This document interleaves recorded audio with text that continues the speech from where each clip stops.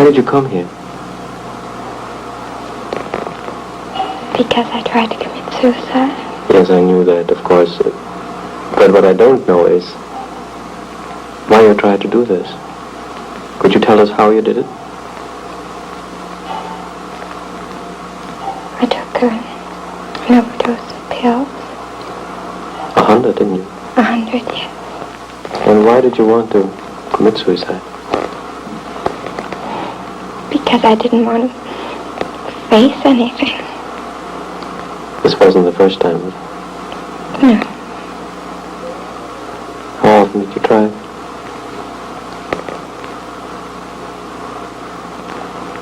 Well, I tried quite a few times. Why did you try so persistently to take your own life? It's a difficult question. Yes. I was just desperate, and I couldn't face things that had come up. So I thought the easy way out was to take pills and it would be all over. That's what I did.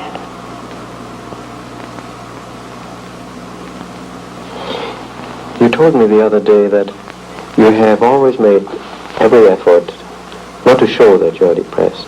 Have you always made it a point to kind of cover up your real feelings? Yes. Why? Well, I guess that's just part of me. When I was quite young, for a time I went through a stage where I was a real monster.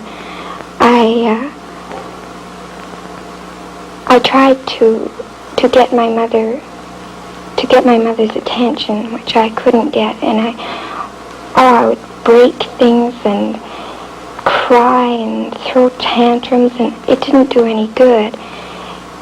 And then I realized that my aunts and other people could see how hurt I was, and I didn't want anyone to see, to be able to tell that I was hurt. So I just tried to be the opposite, I didn't care about anything. And it worked. People believed that I didn't care. You learned to do it quite well. Yes. What did you feel like doing when you were alone? Usually I have to keep busy doing something. Or else what would you be thinking about? Oh, I don't know. I can't say. I can't say what I'd be thinking about.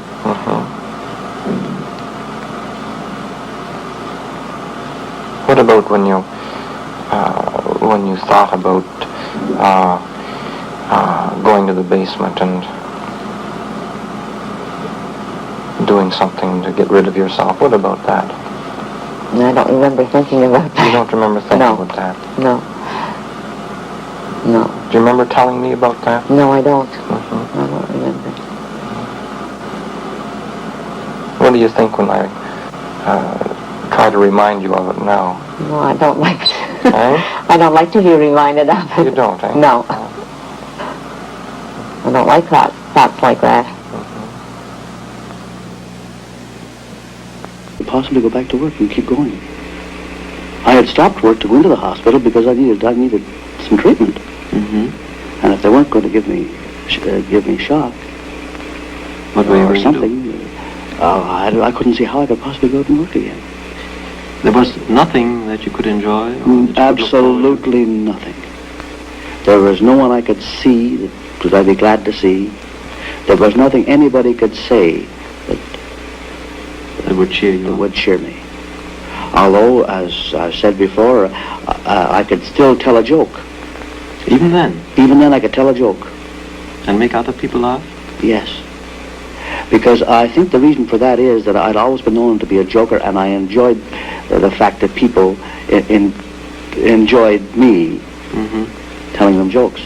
And it would give them a good impression of me. I think that was the reason why I could still. I tried to muster up the strength to tell a story so somebody would notice me. Mm-hmm. And you could do it. And I could do it. Yes, strangely. And then, in fact, some of the nurses remarked, how well I told the story. And how good humored you were, I suppose. Yes. Although others didn't understand me so well and told me to get the long look off my face. There was one nurse in particular, of course I won't mention any names, but there was one nurse in particular who I didn't think really belonged there. In a hospital Probably like that. Not, no. Pardon? Probably she didn't belong there. Because I was sitting there and my face must have been a mile long, and she more or less criticized me for it. She, just as much as to say, there's nothing wrong with you, what are you looking so glum about? Mm-hmm. Did she And I half believe that. I half believe that she was right. That there was really nothing wrong with me. All I had to do was be a man and snap out of it. And that made you feel worse, That made me feel worse. Yes.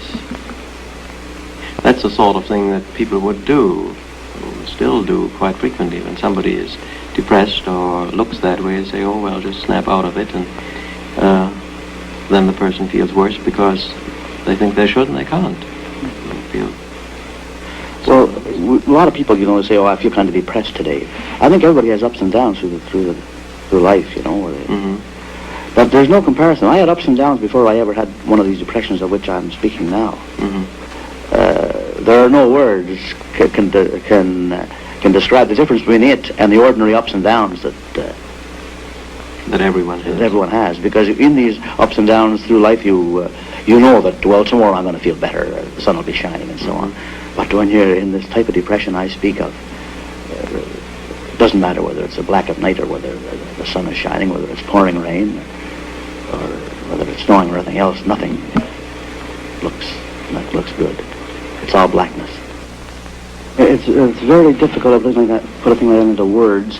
There's an old saying about this place called hell, where bad people go to after they're dead, Mm-hmm. after they die, that the worst part about hell is not the flames, it's the hopelessness. Mm-hmm. And I think that is the part of hell that a person in depression really tastes.